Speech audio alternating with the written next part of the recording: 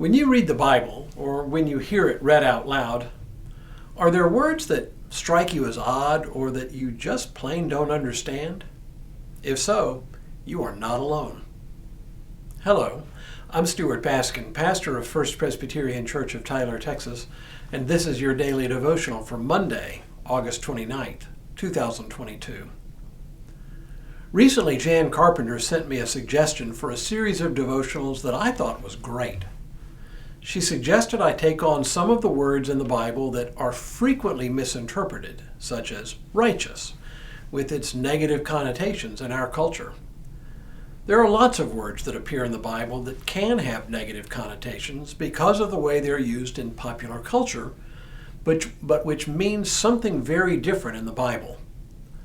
I'm going to introduce a few of those words in the days ahead and see if we can make better sense of them.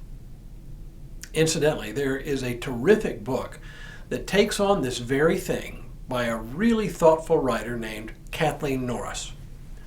I've referred to her numerous times over the last couple of years, and I've even quoted from a few of her chapters from time to time. The book is called Amazing Grace, A Vocabulary of Faith. In it, she explores some of the strange words not only of the Bible, but also of the church. But instead of defining the words, she tells stories that illustrate their meaning. I'll include information about the book at the end of this devotional, and in case you're wondering, no, neither I nor the church are receiving any compensation for plugging her book. I just like it, and I think you would too. With that, let's take on the first word that Jan suggested, righteous, and its close cousin, righteousness. This word suffers in our culture from its use in the term self-righteous, a term incidentally often used to describe those holier-than-thou Christians that we all know. In that sense, it is an ironic term, as its real meaning is anything but self-righteousness. The word righteous appears frequently in both the Old and New Testaments. It is used both as an adjective, as in Noah was a righteous man, and as a noun, as in prosperity rewards the righteous from Proverbs. But that doesn't tell us much. Perhaps an illustration will do here. In Jerusalem at Yad Vashem, the Holocaust Museum, there is a walkway in the midst of a grove of trees called the Avenue of the Righteous Among the Nations.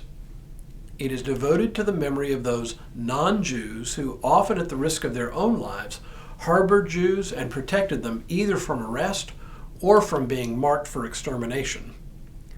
The trees are planted in memory of some of these righteous ones.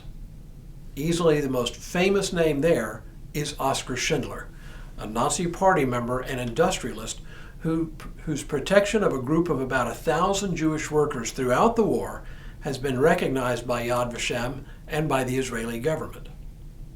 Schindler spent a fortune protecting these Jews so that by the end of the Second War, even though he had made millions, he was virtually penniless. Yad Vashem's description of the righteous among the nations includes this gem. In a world of total moral collapse, there was a small minority who mustered extraordinary courage to uphold human values. These were the righteous among the nations. They stand in stark contrast to the mainstream of indifference and hostility that prevailed during the Holocaust. Contrary to the general trend, these rescuers regarded Jews as fellow human beings who came within the bounds of their universe of obligation. This is an excellent definition of righteous. It means to stand in right relationship with God and with one's fellow human beings. It means trusting in God's grace. It means treating others with the dignity and compassion that's due all of God's children, not with any expectation of reward or recognition, and with special regard to the weakest in society. Abraham is counted as righteous before God because he believed God's promises. An even better description of righteousness is found in the prophets, for whom the values of justice and righteousness are paramount. In this passage, the prophet Jeremiah speaks to the king of Judah. Thus says the Lord, go down to the house of the king of Judah and speak there this word and say, hear the word of the Lord, O king of Judah, sitting on the throne of David, you and your servants and your people who enter these gates. Thus says the Lord, act with justice and righteousness, and deliver from the hand of the oppressor anyone who has been robbed, and do no wrong or violence to the alien, the orphan, and the widow, or shed innocent blood in this place. Righteousness here is closely associated with right treatment and protection of the weakest members of society, here represented by the widow, the orphan, and the resident alien. To be righteous, then, is nothing about self-aggrandizement or about conspicuous, gratuitous acts of moral superiority. Instead, it has to do with how well we treat the least and the lost with no expectation of recognition or reward. It's a far cry from the pejorative sense of the word, isn't it? It's a really good word. Tomorrow, we'll look at the biblical meaning of justice. But for now, may God continue to bless you and keep you in all that you do this day and in all the days ahead.